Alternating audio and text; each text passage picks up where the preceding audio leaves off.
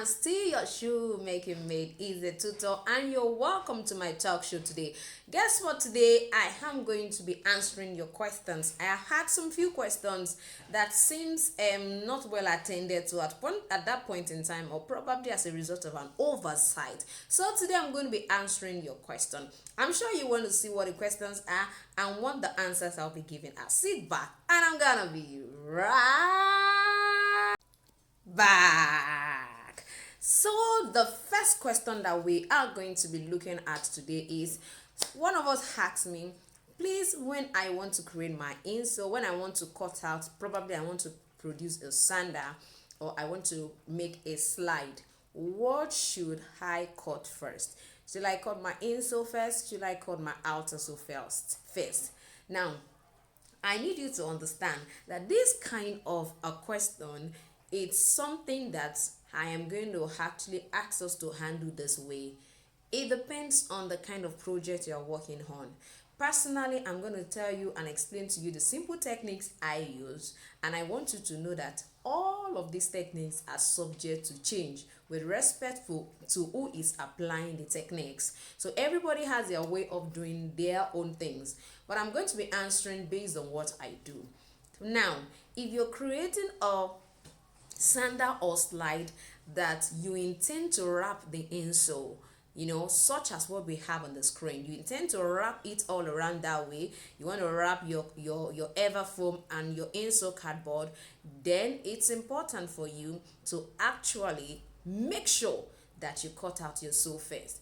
That's what I do. Many a times, if you cut your insole first before cutting your outer sole, it's always, most times when you finish cutting, you find out that if you are not careful, especially as a beginner, it's wider and longer than your inner sole. So what I suggest to my students is this: when you want to actually create a sandal slide and you are intending to actually create the sole yourself, you want to create your sole, you're cutting from a PVC material or from a veg tan or probably from a crepe material, then it means it's important for you to first of all create your sole. Let your sole be the perfect size you want for your sandal. So it means if I'm working with I want to produce a size 38 sandal, I must make sure that I create a sole. Since I'm cutting it out myself, I have cut it out, I have added the top heel, and it's ready for use. Then I can go ahead and use it to cut out my Everfoam and then my insole cardboard. Then go ahead and wrap. With such process, it tends to perfectly fit your sole. It's not always longer, and I'm sure by the time you're cutting, if you notice that your insole is longer, you can easily use your sandpaper to reduce all of the edges. And trust me, if you cut perfectly on the line, by the time you use your sole to draw, you will definitely have a good size. So if you actually place it on the macro and then you outline it, if you cut it outside, it will be bigger. So as much as possible, cut on the line, exactly on the line you outline. Then you go ahead and then check and be sure that it's actually perfectly fitted. Now, I need you to know that most times when you are wrapping, I find it more easy for you as a beginner. It's always very easy for you when our inner sole is actually a bit wider than your outer sole. What do I mean? You just notice all around the edges after wrapping that it's about 1 millimeter wider. 1 millimeter, yes, it's 0.1 centimeter. It's actually the same thing as 1 millimeter. So it's actually all around like that, just a little. If you have been following my tutorial, I'm sure you must have seen me explain this particular thing I'm saying now. So there's nothing wrong with it. So by the time you're finally through, by the time you fix your sole, it will be so easy for you to actually bottom it. So that's one. And don't forget that if you were going to actually buy an ready-made sole, you will definitely have bought the size. What you do is you use your ready-made sole to actually finally cut your insole. So do the same process if you are working on a cut out sole by yourself, an handmade sole by yourself, especially when you're wrapping. Now if you're not wrapping, probably you want to just use a plain Nora material, which is a rubber material, on top of your sole, for example. Then you can decide to go different ways. You can decide to cut your insole first and use your insole to cut out your outer sole, because by the time you place it on it, when you finish lacing, you want to bottom it, then you will be able to trim the excess by the side and let it perfectly fit the inner sole. So in that process you can do that, but when you're wrapping, please don't do that. And don't forget that if you're welting, is another process entirely. So check out some of my tutorials on how you can welt your sandal and how you can create your insole. I have almost like 5 videos like that you can actually watch just for you to understand the process of creating an insole. I hope that answers your question. So let's move to the next question right away. Yes, my next question. The next question somebody once asked me is this. Now, most times he said when he creates footwear, people always love it, they always like it, and they would like to patronize him. But the unfortunate thing is that they are always willing to buy at a very low price. Yes, and he said he tried some stores as well, and he find out that those ones as well want to buy at a very low cost, which at the end of the day, by the time he does his calculation, he finds out that the money for the material is only what will be available. So I want you to know this, and I think it's always very important. There are a lot of people who manufacture footwear, and I want you to know that when it comes to footwear, you find out that the competition is high, and this is applicable to every business. Now the question I want to ask you, if you go through this kind of experience, is what is your niche? What problem are you solving? In short, in my intensive training, in the 3 weeks intensive training, I was so emphatic about this. What makes people buy from you, despite the fact that other people are making footwear, is because you are solving a particular problem for them, which is what I find out that sometimes we don't identify with. You have to be able to solve a problem for people to be willing to pay you for whatever service or product you have. So if you will need to go back to the drawing board, please do. Everybody is producing this particular kind of footwear. What do I want to add to it? What problem are people having when they buy this kind of product, this kind of sandal, or this kind of slide, or this kind of shoe? What problem are people having? What solution do you want to prefer? What are the solutions that people have actually already made available for that particular problem? Don't just follow the crowd. You have to understand the purpose for which you are doing whatever you are doing. So I think the major thing, one first thing I would like such kind of a person to do is, what exact problem do you want to solve as a shoemaker? Some people have asked, so many people, they are like, oh, I want to make footwear affordable. There are so many manufacturing industrial manufacturing of footwear that makes it very cheap. That's not enough.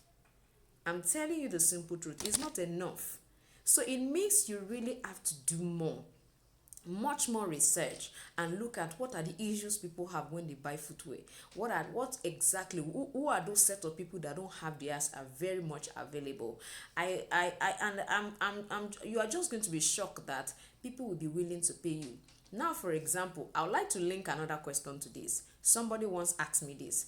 There are some people that you find out that their instep and their core, the core part of their leg, is always wider than others.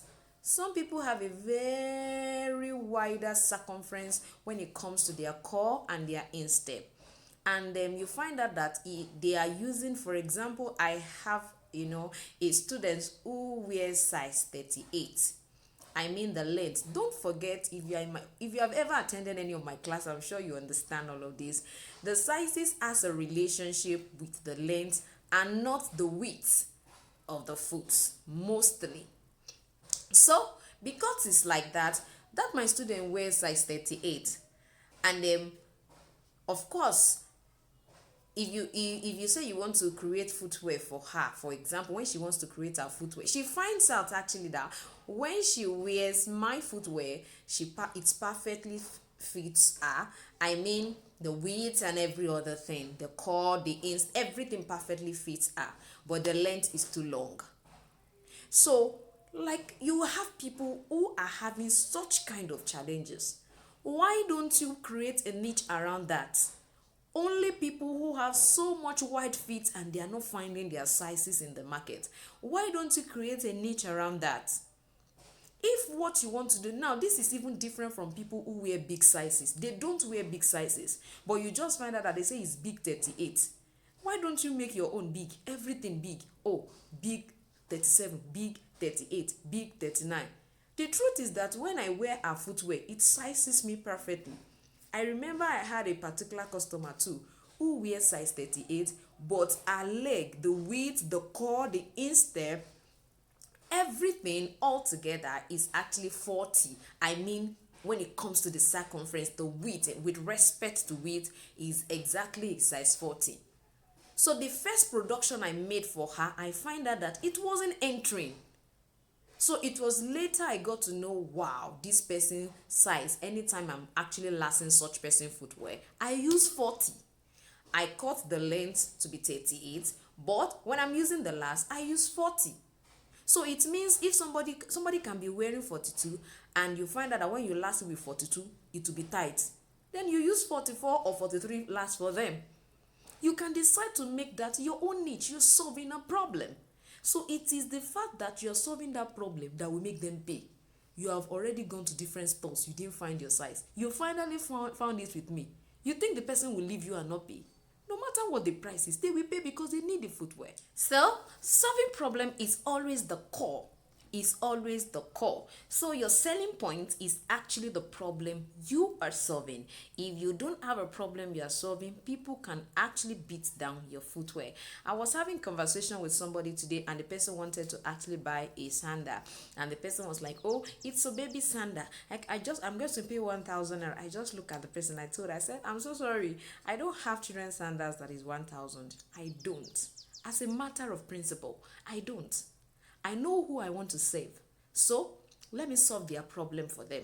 I want to solve the problem of those who are willing to pay for it. I don't want to solve problem. If you cannot pay for my footwear, it means I am not sent to you. Like I always, if I'm sent to you, you will pay me. But if I'm not sent to you, definitely you will walk away. But then I have this at the back of my mind. I want to actually make sure that whatever I'm producing has a standard value. It has a standard value. It can be affordable, and when you say affordable, don't forget, it's relative.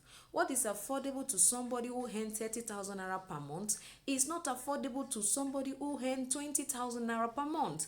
What is affordable for somebody who earns 500,000 per month is not affordable for those people who wear 300,000 naira per month. So I want you to know that when you talk about, oh, I want my footwear to be affordable, please be specific about what you mean by you're being affordable, and at the same time make sure it's solving a problem. It can be affordable and yet be solving problem. It can be expensive, which is actually with respect to whatever value you want to give with your product or services. So this is what we're just going to be discussing today. I think you have learned one or two things. If you're just watching my channel for the first time, ensure you subscribe to my channel and make sure you also press the notification bell so that each time I upload a video, you will be notified.